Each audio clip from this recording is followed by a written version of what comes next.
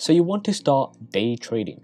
Well, CFDs are what most people look at when day trading in the UK. This is because of one thing: leverage. Using CFDs can get you leverage of 1 to 300, 1 to 500 even at times. What this essentially means is that for every £1,000 you put on the platform to trade with, you are actually trading with up to £500,000. This can be great if you are on the right side of a trade, but it can work against you in a really bad way. You might even end up blowing your investment account. But it's always good to have an understanding of the tools available to us so that we can make a judgment of if this tool is right for us or not. Well, what exactly is CFD? CFD stands for Contract for Difference. I'll first give you the official definition and then we'll talk about it in some simple terms. Officially, Contract for Difference, CFD, is a contract between a buyer and a seller that stipulates that a buyer must pay the seller the difference between the current value of an asset and the value of the contract time. In simple terms, the money on a CFD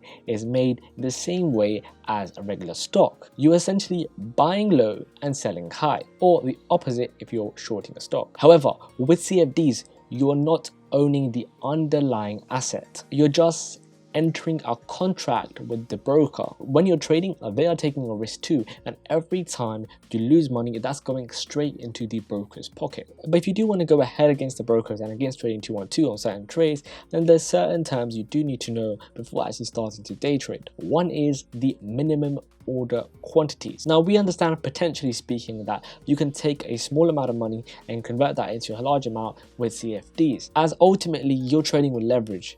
Every percent impacts your bottom line way more than you're just trading with stocks. But minimum order quantities can sometimes work against you. This is where Trading 212 has this feature where it does not allow you to enter a trade without buying a certain quantity of that specific stock. And now, from a risk analysis perspective, let's say you're trying to risk only 1% of your portfolio and you have only £100, so that's £1 for every trade. Well, sometimes you might not be able to do that because Trading 212 wants a certain amount of shares to be purchased with every single trade. Now, I say shares, but CFDs go beyond shares, but we'll get to that in a second. CFD trading is all about risk management. You don't want to be in a position where you're losing a trade and there's not enough money in your account balance to cover your position.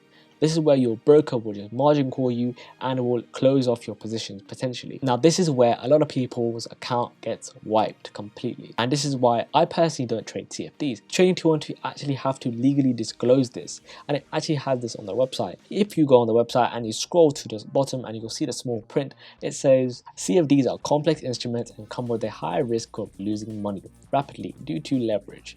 76% of retail traders lose money when trading CFDs with this provider. You should consider whether you understand how CFDs work and whether you can afford to take the high risk of losing your money. So with 76% of people losing money with trading with CFDs, why do people go ahead and trade with this? Initially, it is a mix of things, but you are in the chance of being in that 24% of traders who are actually making money.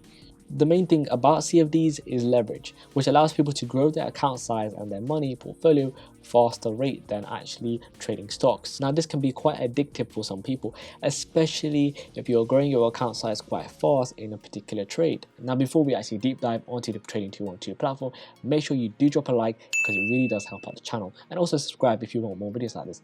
Anyway, let's get back into it. Now, here I've created a practice account, which I think you should do as well before actually deciding to put real money on the line. It's good to get a feel of Trading 212 as a platform, as well as get a feel of what CFDs are like. With the Trading 212 practice account, individuals will get a £50,000 fund to play with. Now, you can use this fake money on a variety of instruments. You can actually trade a variety of big stocks like Apple and Amazon. You can also trade the foreign exchange market with different currency pairs. This is where you're betting that one currency is going to rise against another, such as the euro rising against the dollar. This particular instrument gives you a leverage of 1 to 500, meaning that every £1,000 you're trading with, you have the power to trade with 500,000. You can also trade indices, which are baskets of stocks. So SPX 500 is actually based off the S&P 500 index fund, which is essentially a collection of the top 500 stocks in the US by market cap. So let's actually open up a position. I'm going to go into the search bar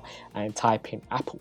So once we are on Apple's stock page, we can actually click on the bottom left of the screen to actually open our paid position. Now we can immediately see a difference between the sell price and the buy price of the stock. The difference here is known as the spread.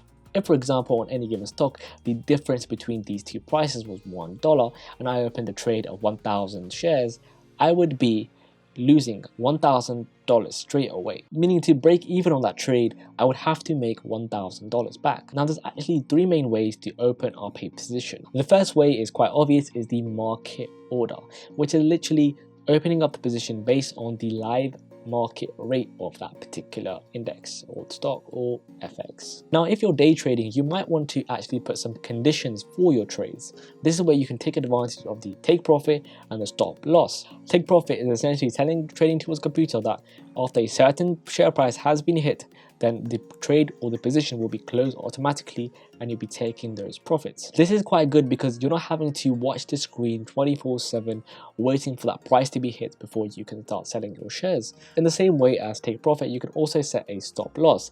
This is the kind of the opposite of this. Let's say you've gone into your trade and it's not panned out in your favor at all. You know, the share price is plummeting and you've bought some shares in that particular company. With stop loss, you can actually set an amount that, you know, I'm not willing to go further than this amount, and you know, please close out my position after this price has been hit. Now these things obviously work in the opposite way. It depends on whether you're buying a stock or selling a stock. In other words, you're going long in the market or going short in the market. Now another type of order is the stop limit order. This is where you can set the exact price point of where you're willing to buy at. Let's say you want to invest in a stock but it's currently overvalued. Well, with the stop limit order, you can essentially put, once the stock price reaches this amount, then please buy a certain amount of shares. Now another type of order you see is the OCO. Now this is one cancels the other. Literally means that. And this allows you to place two orders at the same time. One of those orders is currently above the share price and one of those will be below the share price. What would happen is if the share price reaches one of those orders, then that would execute the trade and the other one would automatically be cancelled and, you know, just let go. Now these OCO orders are typically used when trading against the news. This is where you'll see an increase in volatility and you're not really sure if the news is going to be in your favor or not. Now, so we've established that day trading involves a lot of risk. Now, the only way to mitigate against all those risks is to actually spend time doing technical and, you know, fundamental analysis, doing a lot of research basically. Now, you can only do that if you have a lot of time to dedicate towards this. Now, I'm a long-term investor because I do not have that time. I do not have the time to kind of sit at the charts every single day and look at these things day in and day out. If you are looking at long-term strategies instead, then make sure you check out my video here on where I discuss the top 5 long-term growth stocks in my opinion. Or my video here of where I discuss how much money you really need to have £1,000 passive income from stock investing. Aside from that guys, make sure you drop a like and I'll see you in the next video. Thank you so much for watching.